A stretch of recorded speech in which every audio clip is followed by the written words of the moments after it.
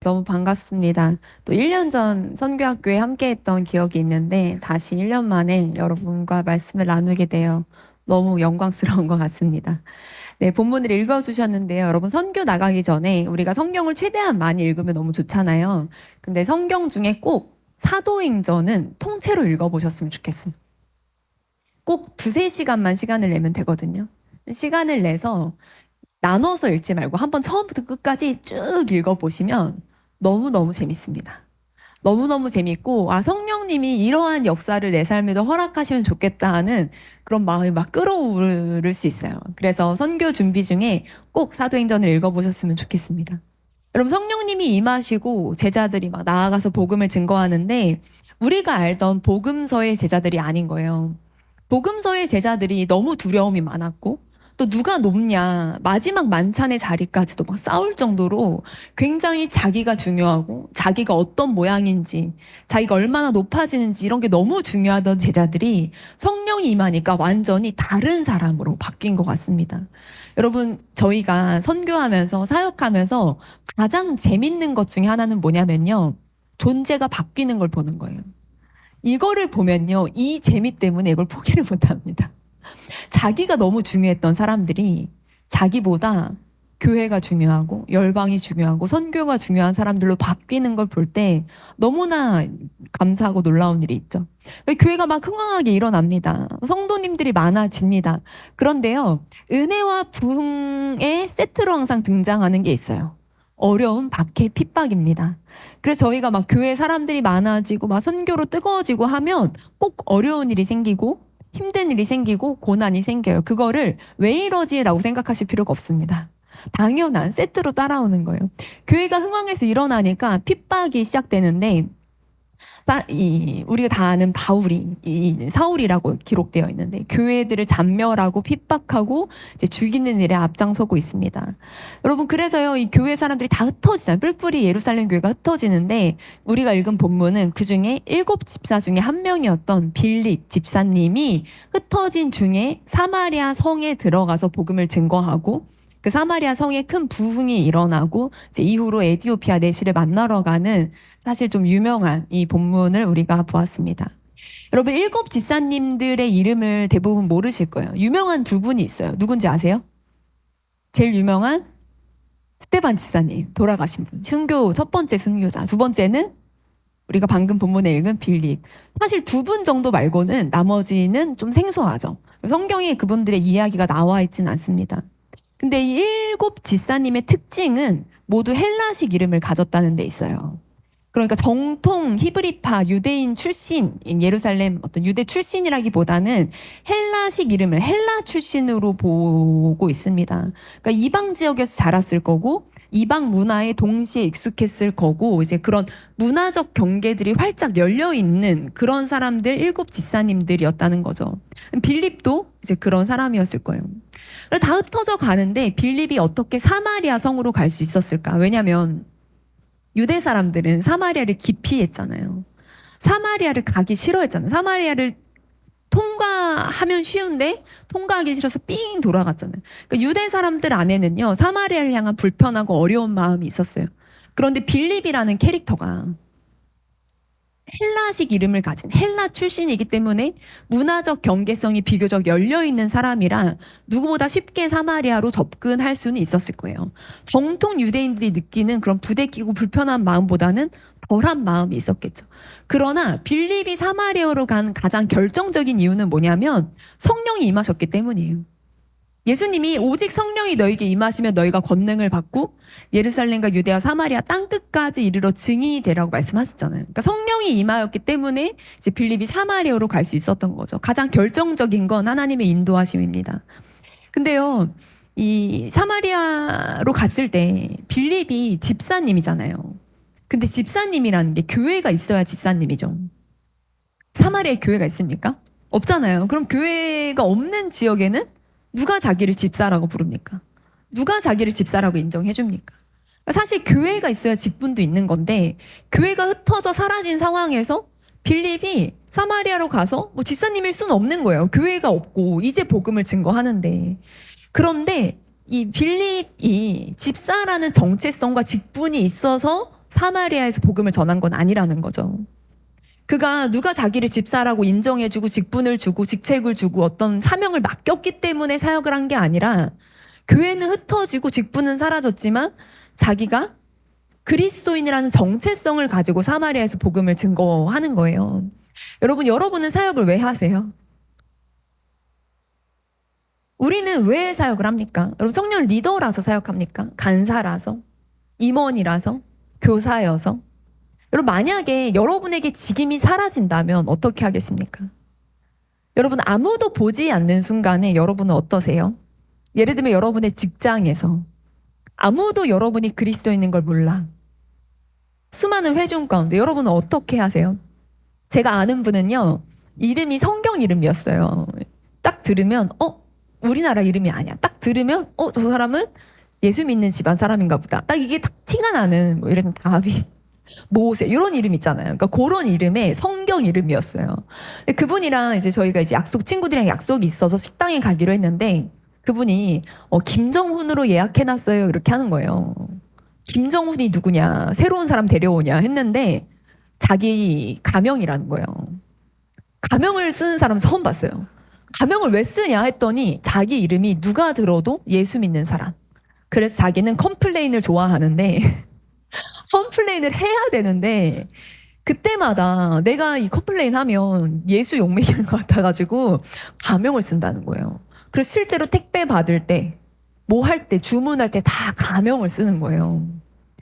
이제 여러분은요, 아무도 여러분이 크리스찬이란 걸 모를 때 어떻게 행동하세요? 저는 지금은 아쿠쿠르 사역을 하지만 제가 이전에 한 선교단체에 15년 동안 간사로 있었습니다. 근데 이제 그 사역 단체를 나오게 되면서 간사로 20대 초반부터 그 정체성을 오래 가지고 살았는데 간사라는 직분이 사라졌잖아요. 그때 제일 많이 들은 질문이 뭐냐면 이제 뭐라고 불러요? 이렇게 많이 물어봤어요. 그동안 주변 사람들이 전부 다 그냥 간사 정체성으로 너무 오래 살아서 간사님 이렇게 불렀는데 이제 뭐라고 부르냐는 거예요. 그래서 그냥 언니라고 불러. 아니면 그냥 서인이 엄마라고 불러. 그냥 뭐 아무렇게나 불러. 이렇게 얘기했던 것 같아요.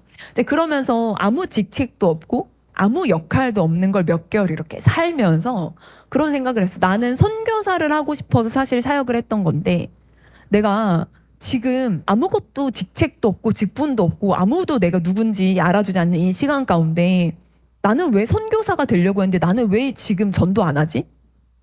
왜 선교는 그렇게 하고 싶었는데 왜 전도는 안 하지? 갑자기 이 생각이 확 드는 거예요. 근데 그때 아기가 어려서 어린이집을 안 보내고 있는 상태였어요. 그러니까 하루 종일 아이를 보긴 해야 되는데 내가 선교사까지 하려고 했는데 왜 나는 아무 직책이 없다고 왜 가만히 있지? 라는 생각이 들어서 이제 그때부터 이제 애를 유모차에 태워가지고 밖에 나가기 시작했어요. 전도 물품 중에 가장 효과 있는 물품이 제가 단원콩 파스입니다, 여러분. 파스.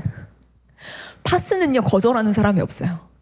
파스를 들고 다니면서 이제 그 동네가 시장이어서 할머니 할아버지들 엄청 많았거든요. 낮에 나가면 젊은 사람들은 거의 없어요. 어르신들이 많잖아요, 낮에. 그래서 이제 애를 유모차 끌고 나가면 그때부터 할머니들이 말을 걸거든요. 뭐라고 말 거냐? 애 양말 안 신기냐? 춥다, 이제 그거부터 시작해요. 그럼 이제 뭐 핀잔 이렇게 아니라 애 양말 안 신기냐부터 시작하면은 그때부터 그 아주머니랑 딥토크를 시작하는 거예요. 1시간, 2시간. 그냥 그 시장길에 앉아서 애는 유모차 태워놓고 그리고 1시간, 2시간 교제하면서 복음 나누고 그리고 간증 나누고 그리고 파스 드리고 그러면요 파스를 받으시면 거의 모든 분들이 하나만 더 줘보라고. 그리고 어떤 남자분은요 파스 할아버지는 이제 예수 믿으세요? 예수님 믿으세요? 하고 이제 했더니 이렇게 제가 손에 파스 들고 있는 거 보고 줘보래요. 그래서 예수님 꼭 믿으셔야 돼요 했더니 나 장로야. 장로님인데 파스를 너무 받고 싶어서 이제 그렇게요 막 열심히 전도를 다녔어요. 그러면 제가 뭘 느꼈냐면요, 우리가 어떤 사역자라서 사역을 하는 게 아니구나, 어떤 직분이 있어서 사역하는 게 아니구나, 직분이 사라지고 또 우리 모양이 사라져도 그리스도인이기 때문에 이 사명을 감당하는 거구나라는 생각을 했습니다. 빌립은요 마찬가지였어요. 직분이 있지도 않았고 역할이 있지도 않았어요. 누가 뭐 맡기지도 않았어요. 그러나 그리스도인의 정체성을 가지고 사마리아 성에서 복음을 전도하기 시작하는 거예요. 여러분 연말만 되면요 이제 이 사역자분들이 좀 긴장을 하십니다. 물론 교회마다 분위기는 좀 다른데 저희 교회도요. 이 11월, 12월쯤 되면 이제 사람들이 상담 신청하면 불안해요. 이제 내년에는 교사를 좀 쉬어야 될 것 같습니다. 라든지 내년에는 임원을 못 하겠습니다. 근데요, 이게 12월에 말하면 늦거든요. 이미 선수 쳐놓은 사람들이 있어서 너마저 이렇게 돼요. 그래서 사람들이 그걸 아는 사람들은 11월에 찾아와요. 선 예약을 해서 11월, 10월 점점 빨라져요. 제가 내년부터는. 근데 여러분, 우리가요, 교회 사역은 좀 쉴 수 있어요. 임원은 좀 쉴 수 있어요. 그런데요, 그리스도인의 정체성과 본분은 못 쉬어요. 우리가요, 어떤 사명을 감당하는 건 직분과 역할로 감당하는 게 아니라 그리스도인의 본분으로 선교하고 감당하는 거예요. 빌립이요, 그렇게 복음을 말로도 전도하고 말로 전하는 것 가운데 주님 많은 표적을 허락하십니다. 귀신 들린 자들이 온전케 되고 중풍병자들이 낫는 기적들이 막 일어나요. 그러니까 성의 기쁨이 가득한 거예요. 사람들이 빌립의 말을 따르기 시작합니다. 그러면서 놀라운 사역이 일어나는데 사마리아 이런 부흥이 일어난다는 소식을 듣고 예루살렘에 있던 사도들이 와요. 베드로, 요한, 사도 중에 수사도, 제자 중에 수제자. 정말 이 원툴이 옵니다. 베드로와 요한이 와서 이 사마리아의 부흥을 봐요. 그러면서 와, 진짜 하나님이, 성령님이 이렇게 역사하셨구나 합니다. 그리고 그 베드로와 요한이 와서 사람들에게 안수를 해주거든요. 그러니까 사람들이 성령을 받는 거예요.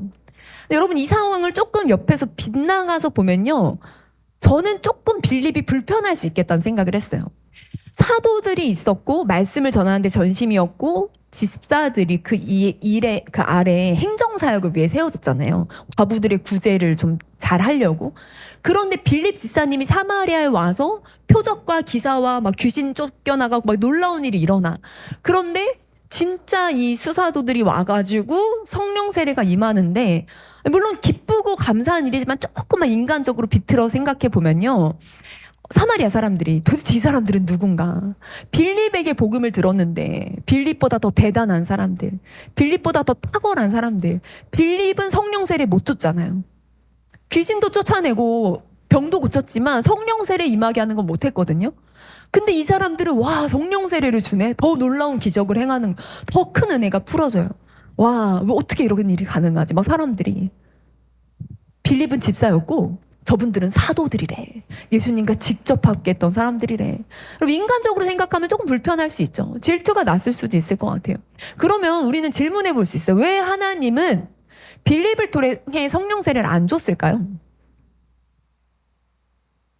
빌립이 기도했을 땐 왜 성령 세례가 임하지 않았을까요? 귀신 쫓겨나가고 병 고침 있으면 성령 세례도 임할 수 있는 거 아니에요? 하나님이 그것도 허락하실 수 있잖아요. 근데 하나님은 왜 그걸 안 주셨을까요? 빌립이 좀 부족했나요? 빌립 입장에서 아, 내가 그 정도 깜냥은 안 되나? 아, 내가 이 정도 사역은 할 수 있지만 그 이상의 사역은 내가 못하는 사람인가? 하나님은 왜 빌립에게 그걸 허락을 안 하셨을까요? 빌립이 문제가 있었던 건 아니죠. 그리고요, 베드로와 요한도요, 베드로가 나중에 고넬료 백부장집 갔을 때요, 이 세례 베풀기도 전에 그냥 성령이 임하시거든요, 이방 지역에. 아, 사도는 다른 걸까요? 집사랑 사도는 급이 다르니까. 여러분, 사마리아와 유대 관계를 잘 생각해 보세요. 사이가 어지간히 안 좋았죠. 여러분, 이 만약에 사마리아가 유대 사람들을 향한 혐오와 불편함이 사마리아에도 있잖아요. 근데 헬라파 출신 빌립이 와서 복음을 전하고 그가 병도 고치고 귀신도 쫓아내고 만약에 기도했을 때 성령 세례까지 임했다면요, 그렇게 교회가 든든히 세워져 갔으면요, 예루살렘 교회와 사마리아 교회는 어떠한 공통 분모도 없는 거예요. 여러분, 그러면 그렇게 완전한 자립된 교회, 분리된 교회였다면요, 사마리아 사람들은요, 오랜 관습상 예루살렘의 이스라엘의 종교 지도자들과 그들의 성정과 율법들을 거부하고 거절했었습니까? 완전히 분리돼 있었거든요. 만약에 빌립이 모든 걸 다 했다면요, 두 교회는 완전히 각각 분리된 교회였을 거예요. 근데 하나님이 사도들을 부르셔서 성령 세례를 줌으로 말미암아 이 두 교회를 하나 되게 하실 분명한 의도가 있으셨던 것 같아요. 예루살렘 교회의 권위를 인정하고 그리고 사마리아 교회와 예루살렘 교회가 하나 되어서 하나님이 함께하게 하시는 게 하나님의 전략이었을 수 있다는 거예요. 그래서 사도들이 와서 성령 강림하는 일이 필요했을 거라는 거죠. 여러분, 우리는 이 사건을 조금 자세히 들여다볼 필요가 있습니다. 왜냐하면 될 만한데 안 되는 게 있거든요. 하나님 주실 법한데 안 주시는 게 있어요. 왜 나한테는 이게 안 될까 하는 것들이 있어요. 저 사람을 통해선 저게 잘 되는데 왜 나한테는 이게 안 될까? 근데 그 안에 하나님의 우리가 차마 생각지 못하는 더 큰 섭리가 있어요. 하나님은요, 더 큰 놀라운 계획을 우리가 못하는 것 안에, 제한된 것 안에 가지고 계실 수 있다는 거예요. 근데 그걸 믿으면 굉장히 자유해집니다. 많은 사역이 편안해집니다. 그리고 분명한 건요, 한 사람이 A부터 Z까지 다 하는 건 교회가 아니에요. 한 사람이 모든 걸 다 감당하는 걸 우리는 교회라고 부르지 않습니다. 저도요, 굉장히 못하는 게 많은데 저는 빠른 결정을 못합니다. 저는 사람들의 마음이 어떨까를 너무 신경 쓰느라, 이렇게 결정하면 저 사람 안 불편할까? 이렇게 결정하면 저 사람이 다 보이거든요. 이렇게 그런 마음들을 막 헤아리느라고 목양적인 부분이 있어서 결정을 잘 못해요. 결정을 유보하고 우유부단하고 끝까지 막 지지부진한 그런 성격입니다. 근데 제가 못하는 걸요, 저희 남편이 같이 사역을 하는데 칼 같습니다. 빠르게 결정하고 빠르게 그냥 도장 찍어버립니다. 결론을 해요. 그러니까 제가 못하는 분명한 약점을 남편이 커버합니다. 남편이 가지고 있는 약점을 또 다른 간사님이 잘 커버해 주세요. 또 다른 간사님이 가지고 있는 약점을 또 다른 사역자분들이 커버해 주세요. 저는 사역을 하면요, 이게 테트리스 같다고 느껴져요. 분명히 약점이 있고 하자가 있는 인생들인데 이것들이 모여서 하나의 놀라운 하나님의 그림들을 완성하는 거예요. 빌립이 감당했어야 되는 사역이 있습니다. 그리고 하나님이 사도들을 불러서 감당하게 하셔야 되는 사역이 있었다는 거예요. 그래서 우리는요, 비교할 필요가 없습니다. 여러분, 선교를 나가면 의외로 많이 생기는 문제 중에 하나가요, 비교한다는 거예요. 저 사람의 사역은 되게 중요해 보이고 중요한 직책을 맡은 것 같고, 근데 나는 좀 되게 안 중요하고 아무나 해도 되는 일을 맡은 것 같고, 저 사람을 통해서는 하나님의 역사가 되게 나타나는 것 같은데 나를 통해서는 아무것도 나타나지 않는 것 같은 그런 비교하는 마음들 때문에 괴로워하는 분들이 많습니다. 또 사역이 끝나고 돌아오면 여기는 막 이런 열매가 있고 기쁨이 있는데 여기는 엄청 위축돼 있어. 아무런 열매가 없고 결과가 없어서 이렇게 주눅 들어있는 사람들도 있어요. 그런데 여러분, 하나님은요, 결코 한 사람을 통해 일하지 않습니다. 하나님의 큰 그림을 이해하셔야 돼요. 하나님은 공동체를 사용하십니다. 그 빌립이요, 왜 사마리아로 왔습니까? 스데반이 죽어서 도망온 거예요. 여러분, 스데반이요, 빌립의 가장 가까운 동역자입니다. 가장 가까운 동역자가 죽었어요. 여러분, 이것이 두려움이 없었을까요? 트라우마가 안 생겼을까요? 여러분, 가장 가깝게 동역하던 사람이 순교했는데 그게 생각이 안 났을까요? 빌립이 사마리아로 와서 열심히 사역하지만 날마다 스데반이 생각나고, 또 사역하다 보면 외롭고 힘든 순간에 스데반이라면 어땠을까, 이런 고민들과 생각들이 계속 떠올랐을 거예요. 어쩌면 눈 감았을 때마다 스데반이 돌맞아 죽었던 모습들, 그런 어떤 이 박해받고 핍박받았을 때 느꼈던 압박들, 그것들이 고스란히 빌립 안에 마음에 쌓였을 거예요. 여러분, 사람은 기계가 아니에요. 우리가 굉장히 많이 사역자들이나 어떤 사람들을 볼 때 기계처럼, 여러분, 사람의 마음은요, 사실 한번 이렇게 써내려간다고 쉽게 지워지지 않거든요. 흔적이 남아요. 물론 하나님께서 그런 것들을 리셋해 주시지만, 그러나 빌립 안에 그런 두려움이 없었을까요? 염려가 없었을까요? 가까운 동역자를 잃은 슬픔이 없었을까요? 그러나 그가 그러한 십자가를 가지고 사역을 하는데 결론적으로 그 성이 기쁩니다. 여러분, 이게 사역이에요. 나는 십자가를 통과하지만 열매가 기쁘게 합니다. 제가 아크쿠르 사역을 처음 시작한 게 3년 전이에요. 3년 전 여름에 튀르키예 단기 선교를 갔다 오면서 이 사역을 시작했거든요. 근데 저는 이제 그 얘기를 할 때마다 이 튀르키예 단기 선교가 생각나잖아요. 튀르키예 단기 선교팀을 꾸려서 단기 선교를 다녀오면서 아크쿠르가 시작됐습니다. 근데 저는요, 튀르키예 단기 선교가 너무 힘들었어요. 전 선교가 너무 늘 즐겁고 기뻤는데, 그때가 한 17번째, 18번째 단기 선교를 많이 가서, 그 단기 선교가 제 인생의 가장 큰 실패감을 느낀 단기 선교였어요. 너무너무 힘들었고, 정말 다시는 안 가고 싶어서 제가 3년을 튀르키예를 안 갔어요. 그래서 2년 반 만에 이번에 튀르키예를 처음 갔는데, 저는 너무 힘들고 너무 지치고 너무 실패감을 느꼈지만, 저는 십자가를 통과해야 됐지만, 그 시간을 통해서 아크쿠르의 사역이 시작되면서 많은 사람들이 기쁘게 하는 걸 보면서, 하나님의 사역이라는 건 내가 감당할 때 나는 기쁘지 않을 수 있어요. 왜냐하면 우리가 져야 되는 십자가의 무게가 있고 감당해야 되는 크기가 있거든요. 그러니까 나는 부담스럽고 힘들 수 있지만 결과적으로 그 성의 큰 기쁨이 임하고 사람들이 기쁘게 하는 것, 그것이 사역이라는 것을 보게 됩니다. 그런데 우리가 아까 읽어주신 본문에 시몬이라는 사람이 등장해요. 이 사람은요, 돈으로 이 능력을 사고자 했습니다. 근데 처음에는요, 전심으로 빌립을 쫓아다녔거든요. 믿었어요. 세례 받았어요. 제자 됐습니다. 그런 과정을 거쳤어요. 그런데 잘 가다가 갑자기 성령 세례 임하니까 자기도 이거 돈을 주고 사겠다는 거예요. 자기가 이거를 권능을 주어서 누구든지 내가 안수하는 사람은 이 권능을 받게 해라. 성령을 받게 해라. 여러분, 내가 누구든지 안수하면 성령을 받아라. 이게요, 내가 성령님을 다룬다는 거죠. 내가 안수하는 사람이 성령을 받는다는 건 내가 성령님을 컨트롤하겠다는 거예요. 성령님이 도구가 되시는 겁니다. 그러니까 내가 스스로 하나님보다 높아지려 하는 월권의 모습을 지금 시몬이 보이고 있는데, 시몬은요, 능력을 갈망한 거예요. 그런데 하나님을 갈망하진 않았습니다. 하나님을 갈망하지 않고 사역적 열매와 성취만을 갈망하게 될 때 우리는 이런 일들을 많이 하게 됩니다. 내가 대가를 지불하면 원하는 걸 주시나? 내가 선교 갔다 오면 취직되나? 내가 이번 선교 갔다 오면 결혼할 수 있나? 내가 이번에 헌신하면 어떤 주님이 그에 상응하는 열매를 주시나? 내가 헌금을 많이 하면 뭔가를 주시나? 여러분, 그렇게 갈망하고 원하는데, 그런 원하는 사람들이 결국 보면요, 결과를 봤을 때 하나님이 커지냐 자기가 커지냐로 드러납니다. 사역을 이렇게 하고 선교를 하다 보면요, 한 보여요. 자기가 커지고 싶은 사람이 있어요. 자기를 끊임없이 드러내고 싶어하는 분들이 있습니다. 이걸 어떻게 알 수 있죠? 자기가 커지는 건지 하나님이 커지는 건지 이걸 어떻게 아냐면요, 누가 알아주지 않으면 그만두시는 분들이 계세요. 아무도 인정해주지 않으면 못하겠다 하시는 분들이 계세요. 그러면요, 사실은 내가 높아지고 싶었던 걸 수 있어요. 그런데 열심히 수고하고 노력했는데 아무도 인정 안 해주잖아요. 그 말은 무슨 말이냐면 내가 깨끗한 통로가 됐다는 거예요. 여러분, 그걸 믿으셔야 돼요. 누가 인정해주고 칭찬해주고 격려해준다고 사역이 지속된다면 그거는 내가 커지는 걸 수 있어요. 내가 통로가 아니라 내가 열매로 보여지고 싶은 걸 수 있어요. 그런데 아무도 인정해주지 않고 격려해주지 않고 보지 않는 순간에 끝까지 순종하면 100% 주님께 드려진다는 거예요.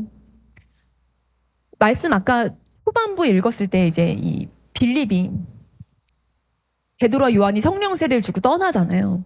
그럼 이 교회 이제 그 사도들이 떠나면 다시 최종 리더십이 누가 돼요? 빌립이 되죠. 내가 세운 교회에 리더십들이 잠시 방문해서 성령 세례를 주고 떠났을 때 교회는 더 흥왕해지잖아요. 성령 세례를 받으니까 교회가 더 커지잖아요. 이제 그런 상황에서 이제 이 교회가 엄청 뜨거워지고 박해도 아직 미치지 않았어요. 그러면 너무너무 재밌게 사역을 할 수 있거든요. 이 정도 규모 나오면. 그런데 빌립에게 성령님이 말씀하기 시작합니다. 뭐라고 말씀하시냐면요, 남쪽으로 예루살렘에서 가사로 내려가는 길까지 가라는 거예요. 근데 그 길은 광야라. 사마리아에서 예루살렘까지 가려면 일단 55에서 60km입니다. 그리고 광야에서 이 예루살렘에서 또 광야까지 내려가려면 50에서 60km. 그러니까 토탈 100km 이상을 가라는 거예요, 지금. 근데 100km 이상을 당시에 걸으려면 3일에서 5일 정도를 열심히 걸어야 됩니다. 그런데 또 낮에는 뜨겁잖아요. 그리고 광야로 내려가는 길인데 중간중간 숙소가 제대로 돼 있었을까요? 광야가 내려가는 길에는 그냥 진짜 아무데나 반석 옆에, 바위 옆에 자거나 나무 밑에서 자거나 이제 그랬을 거예요. 음식은 뭐 제대로 음식점이 있어서 들려서 맛집 투어라도 할 수 있습니까? 그렇지 않아요. 그냥 아무거나 마른 빵 같은 거 좀 싸가지고 그런 거 이동하면서 간단히 먹었어야 됐을 거예요. 여러분, 지형적 특성이나 어떤 더위나 여러 가지를 고민했을 때 굉장히 강행군입니다. 3일에서 5일을 고생하며 내려가야 돼요. 그리고 혼자 여행하는 건 당시 굉장히 위험한 일이었습니다. 이거를요, 왜 하나님은 빌립을 시키는 건지 생각해 보신 적 있어요? 사마리아 교회가 그 정도까지 커졌으면 하나님이 사마리아 지금 리더 교회 할 일 많잖아, 사역. 이 정도 교회면요, 사마리아 그 정도로 성도 많아지면 할 일 진짜 많아지거든. 사역자는 사람이 많을수록 할 일이 배가 돼요. 정말 할 일이 많은데, 그럼 하나님이 빌립이 교회를 잘 세웠으니까 그 교회에 또 다른 사람을 통해서 그 일을 하실 수 있잖아요. 빌립아, 너희 사마리아 교회에 가장 탁월한 사역자, 서브 사역자를 세워서 그 사역자를 보내라. 그렇지. 왜냐하면 사마리아 교회가 중요하니까. 사마리아 교회가 말씀 위에 든든히 선행하는 건 굉장히 중요한 일이니까. 그거를 사마리아 교회한테, 빌립한테 하게 하시고 또 다른 사람을 보내셔야 될 것 같은데 왜 나도 순종해서 사마리아 왔잖아. 근데 사마리아에서 나를 왜 또 광야로, 하나님 왜 또 빌립을 보내실까요? 하나님, 저는 지금까지 순종해서 이렇게 했잖아요. 여기 할 일 많으니까 저 사람 보내세요. 저 사람 순종 잘할 것 같으니까 저 사람 보내세요 할 수 있는데, 여러분, 성령님은요, 제가 보기에는 선교도 가던 사람이 가요. 이게 한 번 순종해 본 사람을 주님이 계속 시키십니다. 한 번 순종의 흔적이 있는 사람을요, 주님이 계속 순종할 수 있도록 요청하세요. 선교도 그래서 한 번 가기가 어려워요. 근데 한 번 가면요, 계속 가게 됩니다. 근데 그 광야로 100km를, 그 3일에서 5일의 그 뜨거운 낮의 위험한 길을 하나님 왜 가게 하셨어요? 에디오피아 넷이 만나러. 한 사람 만나러 보내시는 거예요. 그 사람이 굉장히 간절하긴 했습니다. 수레에서 이사야서를 읽고 있어요. 근데 그 사람을 만나는데 저는 그랬을 것 같아요. 하나님, 저 이해할 수 없습니다. 사마리아 사역은 안 중요하신가요? 이 사역 너무 중요하죠. 이 사역 하나님 사마리아 사람들 안 소중하세요? 저 크고 중요한 사역 있어요. 만약에 제가 이 광야 가야 되면요, 내일까지 사인 주세요.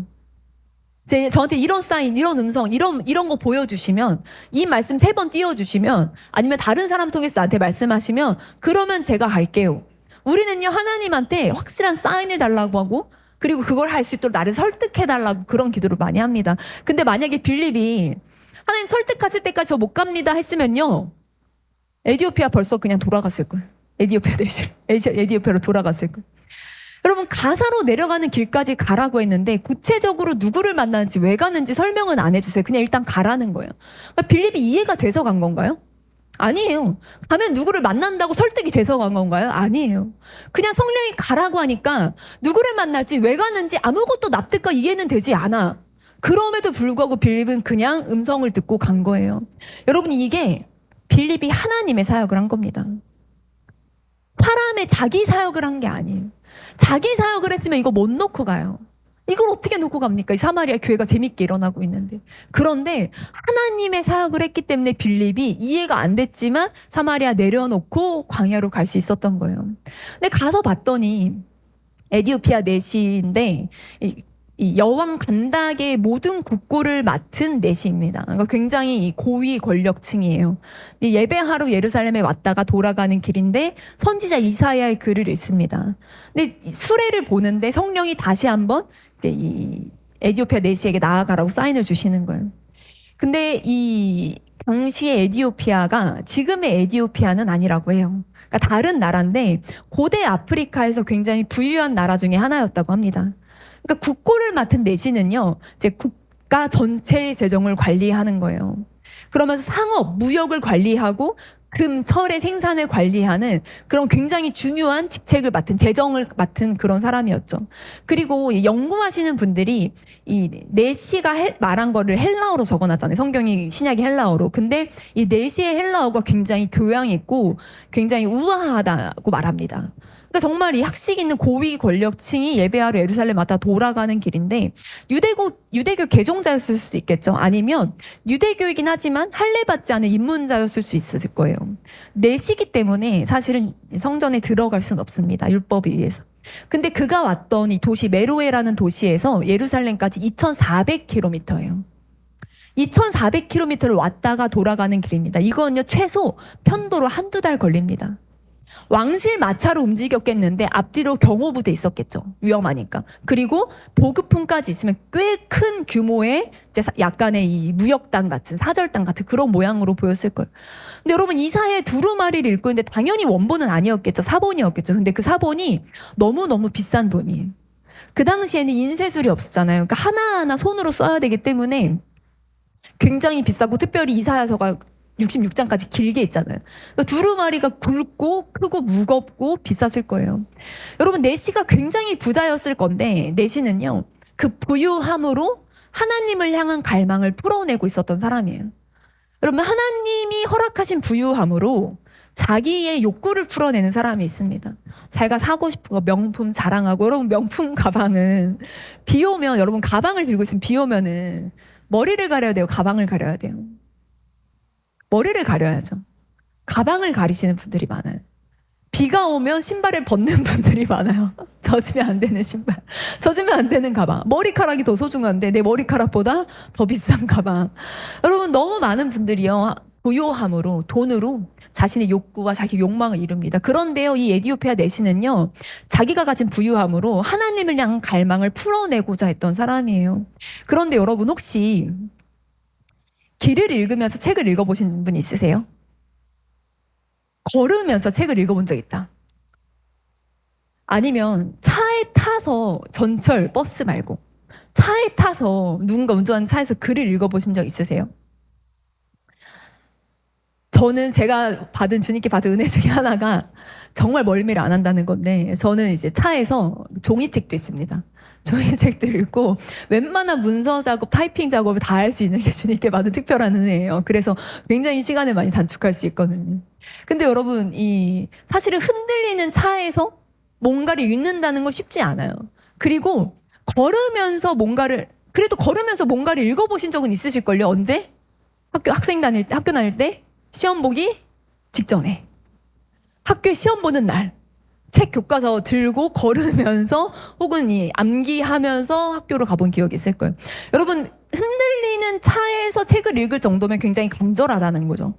걸으면서 읽을 정도면 간절하다는 거예요. 여러분, 수레가 물론 왕실 호송용이니까 굉장히 좀 안정감은 있었겠죠. 그렇지만 아스팔트가 깔린 길이 아니잖아요.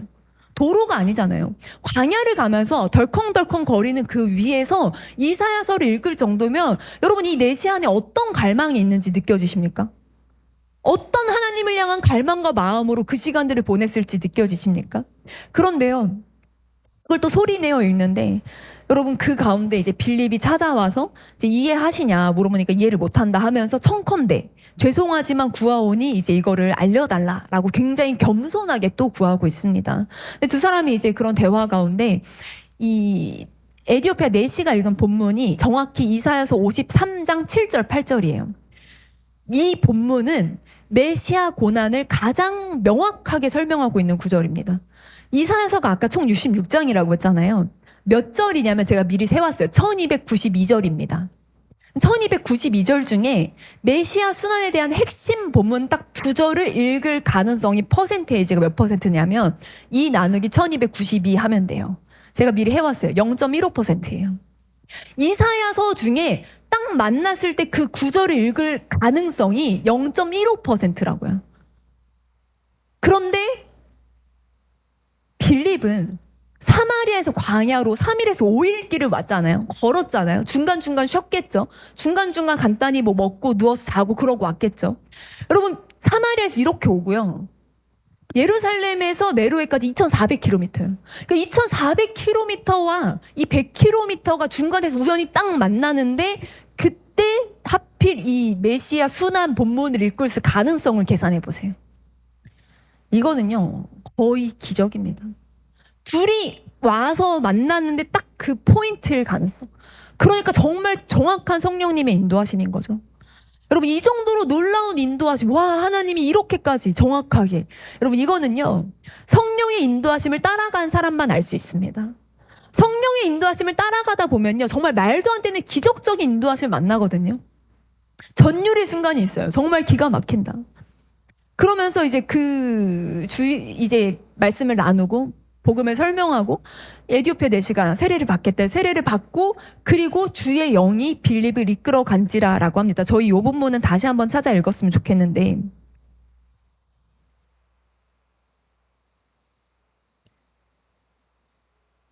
네, 39절입니다. 세례를 받고 39절, 제가 40절은 여러분 읽어주시면 좋겠습니다. 둘이 물에서 올라올새 주의 영이 빌립을 이끌어 간지라. 내시는 기쁘게 길을 가므로 그를 다시 보지 못하니라.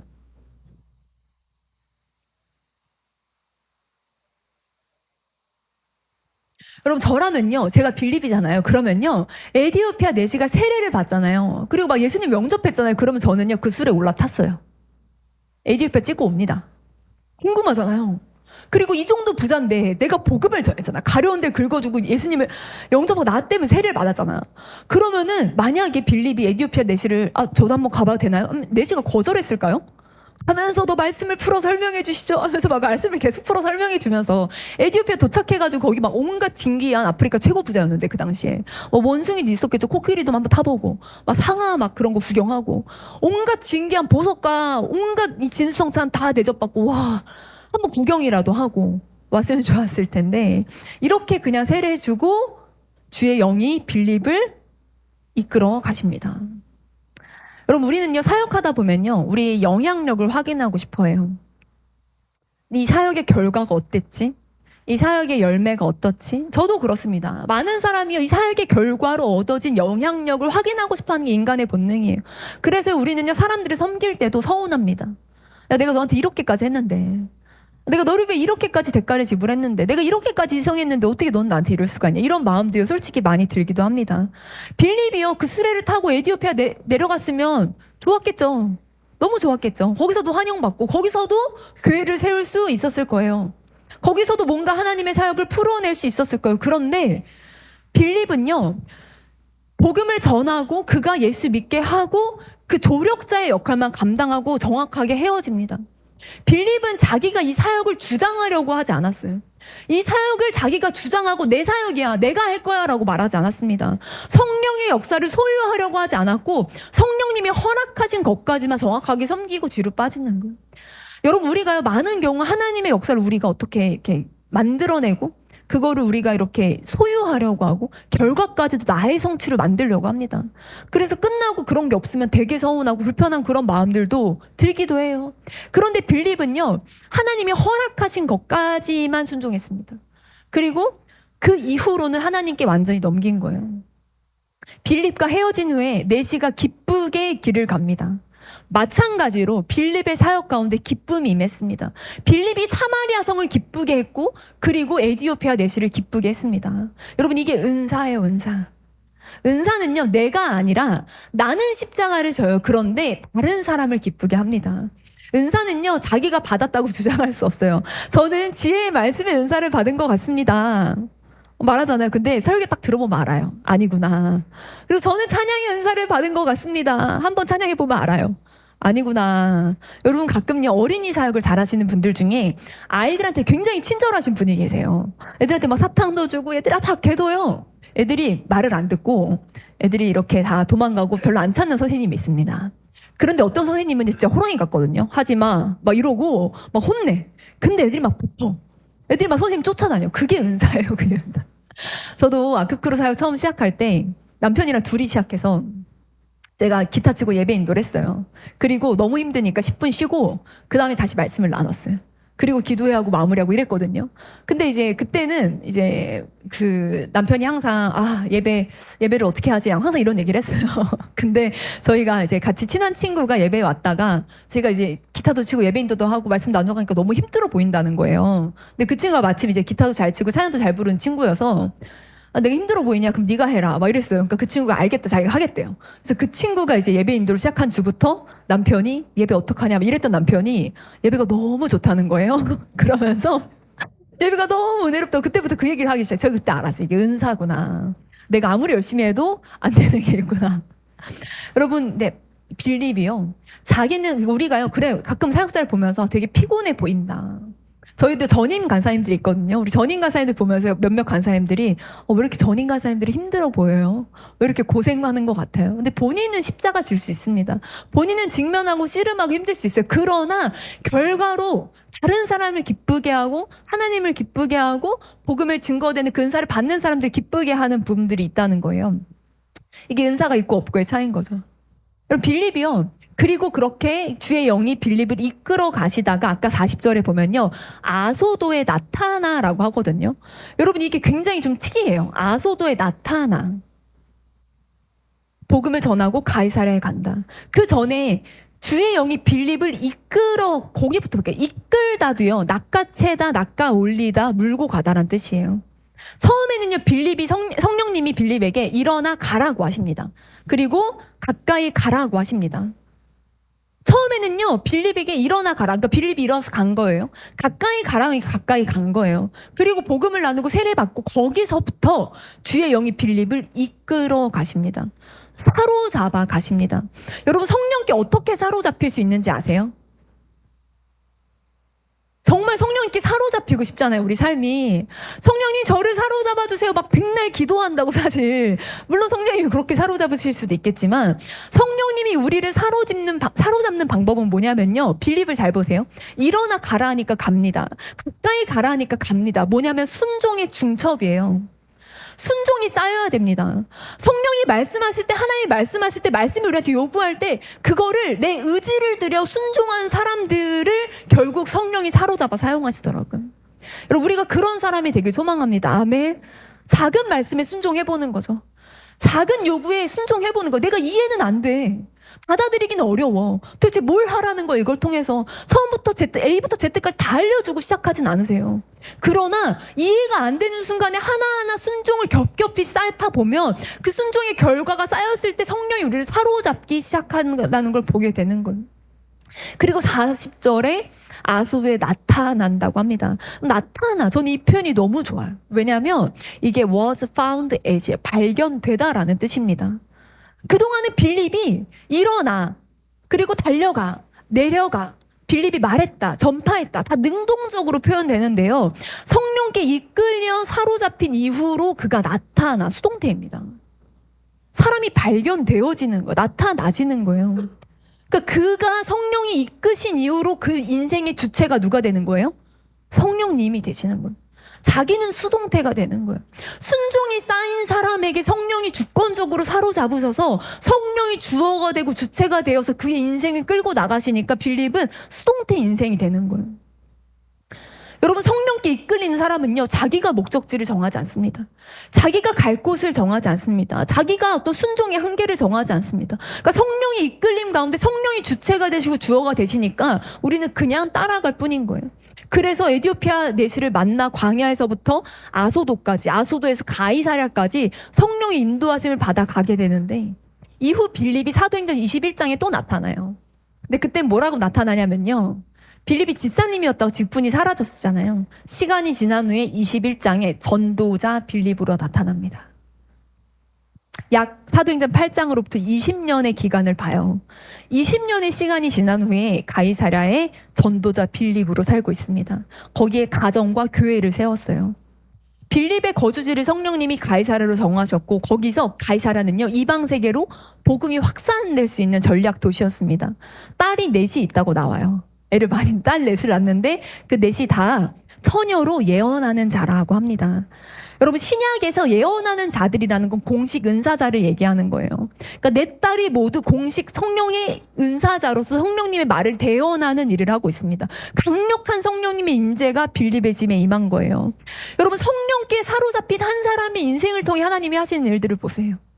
빌립이 반복되는 순종 가운데 성령이 그 삶을 사로잡으시고 성령이 그 삶을 써내려가기 시작할 때 그를 통해 하나님이 놀라운 일들을 해나가시는 거예요. 나중에 사도 바울이 그 집에 유숙합니다. 가이사랴 교회의 거점이 된 거죠. 초대교회에 굉장히 영향력 있는 사람이 되었습니다. 빌립은요, 자기 영향력을 주장한 적이 없어요. 영향력을 주장했으면 사마리아 교회를 떠나면 안 됐죠. 영향력을 주장할 거였으면 에디오피아를 따라갔어야죠. 그는 그걸 하지 않았지만 성령이 그를 영향력 있는 사람으로 세워 가신다는 거예요. 그리고 그가 헬라파 유대인이라고 했잖아요. 그의 이방과의 경계가 있는 삶의 정체성. 나는 이방 땅에 태어나 자란 이방의 이름을 가지고 있던 사람이었잖아요. 그가 사마리아도 그의 정체성과 굉장히 잘 어울리죠. 거부감이 덜하니까. 에디오피아 내시도요, 그의 삶의 정체성과 사실 잘 어울립니다. 아소도랑 가이사랴도요, 도시의 특징이 이제 그의 헬라파 유대인의 정체성과 굉장히 잘 어울립니다. 여러분 중에 도대체 나는 왜 이렇게 자란 거지? 나는 왜 이런 집에 태어났지? 나는 왜 이런 기질을 가지고 있지? 이런 부분들 있잖아요. 성령께 사로잡히면요, 하나님이 여러분의 배경을 통해 일하세요. 여러분의 삶에 이해되지 않아. 나는 왜 이런 삶을 살고 있지? 나는 왜 이런 직업을 갖고 있고, 나는 왜 이런 은사를 갖고 있지? 이것들이요, 성령께 사로잡히면 성령께서 정확하게 여러분이 가진 배경과 은사와 여러분의 것들을 활용하셔서 하나님이 정확히 일하시는 걸 보게 돼요. 내 삶에 그냥 우연이라고 생각했던 것들이 하나님의 완벽한 인도하심이었음을 발견하는 순간들이 있습니다. 여러분, 성령님의 음성을 듣게 되면요, 우리가 기도할 때, 여러분 요즘 청년들 기도할 때 하나님 어디 주식에 투자해야 됩니까? 어떤 직업을 가져야 됩니까? 내가 어느 지역에 집을 사야 됩니까? 진짜 기도하면 청년들이 막 그런 로또 번호 불러줬으면 좋겠다. 이런 꿈을 꿔요. 여기 부동산 사라 오른다. 주식 투자해라 오른다. 이런 음성을 듣고 싶어 해요.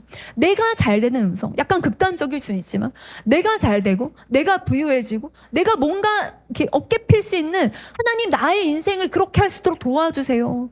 근데 여러분 우리가요 성령의 바람을 탄다는 거 성령님의 이끄심을 받는다는 건요 내 존재가 한없이 가벼워야 됩니다.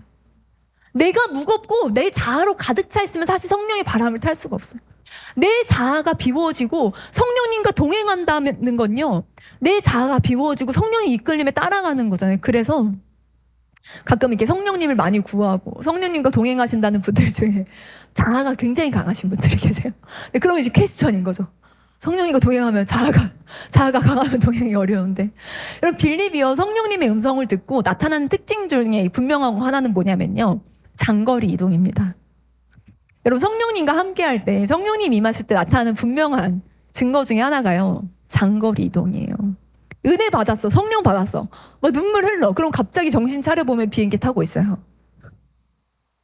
나도 모르게 선교팀에 껴있어. 내가 여기 왜 들어왔지? 그때 눈물 한번 흘리고 결단. 여러분 우리가요 성령님 우리에게 임하시면요 우리가 저 튀니지에서 발견되는 거예요. 우즈벡에서 발견되는 거예요. 저 사람 프랑스에서 발견돼요. 저분 목사님. 여러분 이게요 성령님의 강력한 인도하심이에요. 갑자기 막 먼데 가. 딴 데로 가. 그리고 성령이 가게 하시는 방향은요 분명히 방향성이 있는데 광야입니다. 복음이 없는 곳으로 복음이 없고 복음을 들어야 되는 자들이 있는 곳으로 성령님 인도하신다는 거예요. 여러분 빌립의 선택 가운데 기회비용을 계산해 보세요. 그 4, 5일 동안 리스크를 감안하고 가야 되는 광야로서의 길 도대체 누구 만나 뭐 하는지 설명도 안 해주고 가라고 한 그 길 가기 때문에 사마리아 교회 대형교회 목사님 얼마나 재밌는지 아세요? 얼마나 많은 걸 누릴 수 있는지 아세요? 그거 포기한 거예요. 제가 사실은 대형교회 한번 강의하러 갔다가 너무 깜짝 놀랐어. 너무 놀래. 의전해 주시는데 막 이렇게 금가루가 뿌려진 걸 보고 여기 교회 목사님들은 맨날 이렇게 하시는 거예요. 이런 대접을 받으시면서 그래서 내가 이렇게 있으면 나중에 개척교회 못할 것 같은데 이런 생각이 목사님들이 여기 문화에 젖으면 다른 교회 못 가실 것 같아 이런 생각이 들더라고요. 여러분 이게요 대형교회 사마리아 교회 확 이런 성령 충만한 교회 사역하는 거 얼마나 재밌게요. 근데 그 기회비용 그걸 놓고 떠났던 거예요. 여러분 그 에디오피아 넷이 따라갔을 때 얻을 수 있는 게 얼마나 많아요. 뭐 재산 두둑히 챙겨서 나올 수 있었을걸요. 그런데 그거 놓고 가는 거예요. 여러분 빌립이 잃어버린 기회비용 계산하면요 이게 이 순종이 맞나? 이렇게 가는 게 맞나? 낭비지 않나? 이런 생각도 들 거예요. 그런데 빌립이요 하나님의 인도하심을 따르기 위해 자신의 편안함과 안락함과 누릴 수 있는 권리와 권한들을 내려놓는 거죠. 그리고 우리는 단언코 말할 수 있는 건 빌립의 선택은 가장 최고의 선택이었습니다. 여러분 이 에디오피아 내시가 매년 예루살렘에 왔겠어요? 오는데 한두 달인데 국정 운영을 비워놓고 쉽지 않았을 거예요. 어느 정도 공식 허락받은 외교 차원이라 했을지라도 매년 올 수 없었을 거예요. 그 먼 길을. 여러분 그러면요 이 몇 년에 한 번씩 특별히 어떤 종교적인 이유 때문에 왔었을 텐데 그러면 사마리아 교회도 하나님께 너무 중요하죠. 그러나 하나님에겐 에디오피아 교회도 너무 중요한 거예요.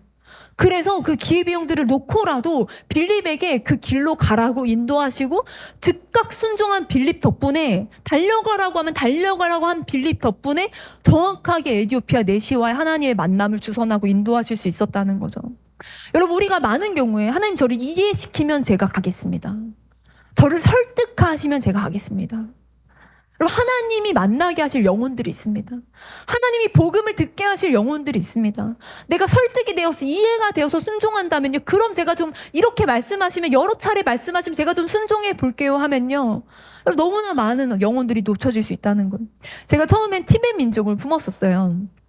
북인도의 다람살라 라는 지역으로 6개월 선교를 갔다가 티베트 난민들을 만나고 이후로 한 10번 정도 티베트 단기 선교를 갔어요. 저는 티베트 장기 선교사가 되는 게 꿈이었습니다.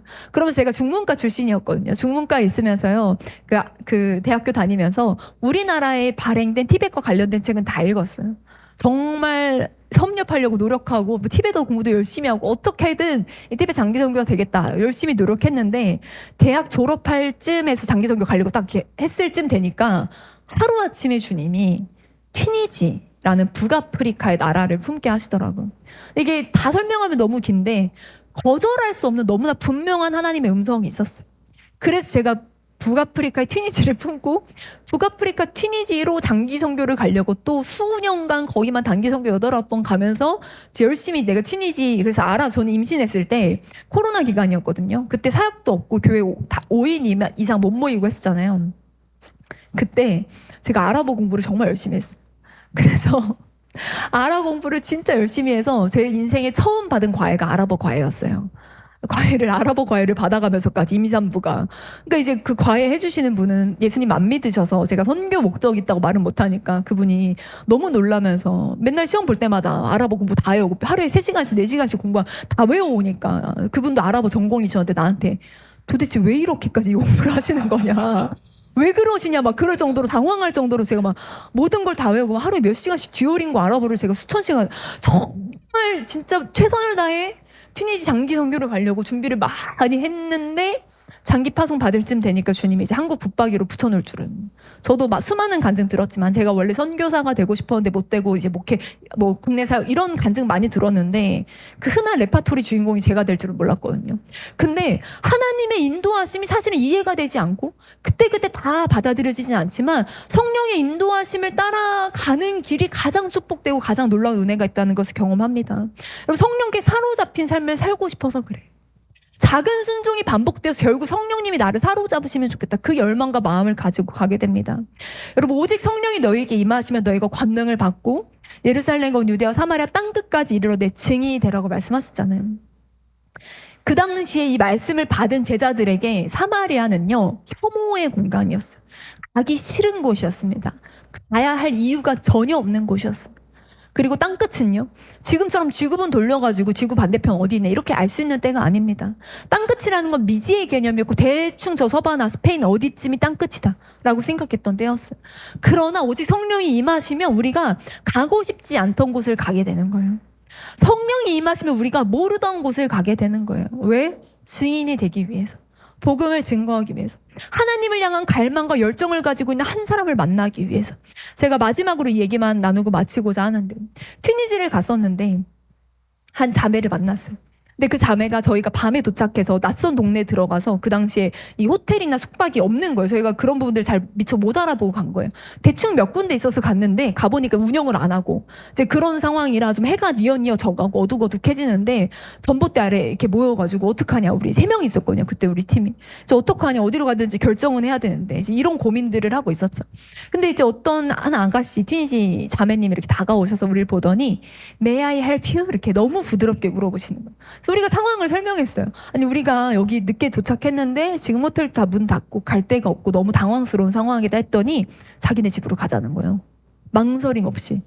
그래서 진짜 그래도 되냐고 했더니 웰컴. 근데 이 아랍 사람들은 초대 문화가 또 있어서 그럼 우리가 고맙게 가겠다고 이제 따라갔어요. 골목을 들어가서 그 자매님 집에 딱 들어갔는데 그냥 외국인들을 하루아침에 그냥 밤에 퇴근하면서 우리를 데려간 거잖아요. 근데 어머니가 당황해야 되잖아요. 어떻게 뭐 외국인들 왜 데려오냐 이래야 되는데 집에 들어가자마자 웰컴 하면서 너무 막 기다렸다는 듯이 반기는 거예요. 이게 무슨 상황이지? 자매가 막 가방 내려놓고 음식을 막 엄청 해서 섬겨주고. 결혼을 안 했는데 혼수로 쓰려고 사놨던 이불이 있는 거예요. 결혼을 소망하며 자매님이 나이가 좀 있으니까 혼수 이불을 꺼내서 우리를 주는 거예요. 한 번도 안 덮은 새 이불을. 그리고 자기가 공간이 없으니까 우리는 편안한 데서 눕히고 자기가 너무 불편한 방으로 들어가서 자는 거예요. 밤새 잠도 제대로 못 잤대요. 왜 이렇게까지 자매가 우리를 베푸냐 해서 다음날 우리는 고마우니까 우리가 복음을 설명하려고, 예수님을 나눠주려고, 예수님 나누려고, 우리는 예수님 믿는 사람이다 그러면서 우리 이렇게 얘기를 하니까 자매가 무슨 얘기를 하냐면 자기는 이 꿈을 몇 가지 꾼대요. 어떤 꿈들을 꾸냐면 실제로 꿈이 실제가 많이 되는데 예를 들면 옆집 사람이 죽는 꿈을 꿨어요. 그날 아침에 엄마한테 얘기했어요. 옆집 사람이 죽는 꿈을 꿨어. 그러면 그날 실제로 그 옆집 사람이 죽는다든지 이런 어떤 실제로 이루어지는 꿈들을 많이 꿨대요. 그런데 자기가 어제 너희를 왜 데려왔는지 아냐고. 모르죠. 왜 데려왔는데 했더니 그날 길에 서 있는 애들을 좀 도와줘야 되는 꿈을 꿨대요. 위험한 애들을 좀 도와줘야 되는, 안전하게 좀 보호해줘야 되는 그런 꿈을 꿨는데 그래서 엄마한테 얘기를 했대요. 내가 오늘 누구를 도와줘야 될 것 같아. 그리고 나왔는데 아무 일도 없었던 거야. 그래서 뭐지 하고 집에 돌아가는데 자기 집 앞 골목에 밤에 외국인 3명이 전봇대 아래서 가방 메고 주여 하고 있으니까 보고선 얘네구나. 내가 오늘 도와줘. 그래서 우리를 May I help you? 도와줄까 하고 우리를 집에 데려가고 엄마도 마음의 준비를 하고 있었기 때문에 웰컴 하면서 음식 차려주고 난리가 났던 거예요. 그래서 그러냐 하면서 너무 신기하다. 우리는 예수님 얘기를 딱 꺼내려는데 예수 꿈도 꿨었다. 예수님의 꿈을 꿨다는 거예요. 여러분 무슬림들이 예수님 꿈 많이 꾼다는 얘기 종종 들어보셨죠? 저는 친이에서 정말 많이 만났어요. 예수님의 꿈을 꾼 사람들이 정말 많습니다. 그런데요, 문제가 뭐냐면요, 해석이 안 돼요. 예수님의 꿈을 꾸는데 그들은 예수가 하나님의 아들이 아니라고 교리로 배우고 예수는 마리아의 아들, 마리아의 동정녀 탄생을 인정해요. 그런데 예수는 마리아의 동정녀 성령의 능력으로 잉태했지만 그래서 마리아의 아들이야. 하나님 아들 없어 와이프 데려봐. 이 얘기부터 합니다. 그 예수님 십자가에 널 위해 죽었었으면 안 죽었어. 죽었어 안 죽었어. 엄청 매달렸는데 하늘로 살아서 올라가고 다른 제자가 위장해서 죽은 거야. 이렇게 얘기하기 때문에 사실 그들의 그 어린 적부터 세뇌받은 그 이슬람 교리 안에서 아무리 예수님 꿈을 꾼다 한들 사실 그것을 받아들이기가 쉽진 않아요. 누군가 복음을 설명하고 예수님을 전하는 사람을 만나서 도움을 받아야 됩니다. 근데 이 자매가 예수님 꿈을 꿨다는 거예요. 무슨 꿈을 꿨는데 했더니 꿈에 무덤이 있었대요. 근데 이게 예수의 무덤이었대요. 근데 선지자 이름을 가진 자기 친척 여자애가 있는데 걔가 오더니 이 무덤을 빨리 파라고 했대요. 근데 무덤을 판다는 게 사실 윤리적으로 좀 그렇잖아요. 그리고 예수의 무덤인데 이걸 파면 안 될 것 같은데. 그래서 못 파고 했더니 빨리 파라고 빨리 파라 그래서 무덤을 이렇게 팠대요. 그랬더니 무덤 뚜껑이 확 열리면서 큰 빛이 임하면서 말씀이 꾸란히 떠서 말씀이 읽어지는데 뭐라고 하냐면 내가 살리기 위해 다시 올 것이다 라고 예수님 말씀하신 게 떴다는 거예요. 그리고 그 꿈에 깬 거죠. 여러분 우리는 이 꿈이 해석이 필요가 없습니다. 왜냐하면 예수님 무덤에 계시지 않잖아요. 무덤을 이기시고 부활하셨잖아요. 사망 권세 이기시고 예수님 빛이시잖아요. 살리기 위해 다시 올 것이다. 그냥 말씀 그 자체라 사실은 우리가 이걸 해석할 필요가 없잖아요. 자매가 이게 해석이 안 되는 거예요. 이거 무슨 꿈이지? 이걸 해석하고 싶어서 어떻게 했냐면 사우디아라비아에 있는 이맘한테 의뢰를 한 거예요. 매일 열심히 써고 지인의 지인을 열심히 구해서 저 사우디아라비아 메카에 있는 유명한 이 종교 지도자한테 의뢰를 해서 이 꿈을 풀어달라. 난 이 꿈을 해석받고 싶다. 그랬더니 그 이맘이 뭐라 그랬게요? 해석을 해줬어요. 뭐라고 해석해 줄게요? 착하게 살라고. 착하게 살라고 해석을 해준 거예요. 착하게 살라는 꿈이다. 자매가 더 착하게 살고 워낙 착한데 더 착하게 살고 있었던 꿈인 거예요. 그래서 만나가지고 우리가 그 꿈을 풀어주고 복음을 나누고 같이 기도해줬어. 여러분 정말요 왜 튀니지를 갔어야 됐을까? 왜 우리가 그 도시를 갔어야 됐을까? 그 동네를 가서 도대체 뭐 하라고 주님 부르신 거 우린 다 이해할 수는 없지만 하나님이 너무나 구원하기 원하신 한 영혼이 있기 때문에 수많은 비행기 값을 지불하고 수많은 젊음의 시간의 대가를 지불하고 수많은 반대와 어려움도 있지만 다 지불하고 가야 하는 이유는요 성령님의 강력한 원함이 있기 때문입니다. 아멘. 우리가 그 길 가운데 동참하는 교회로 일어났으면 좋겠습니다.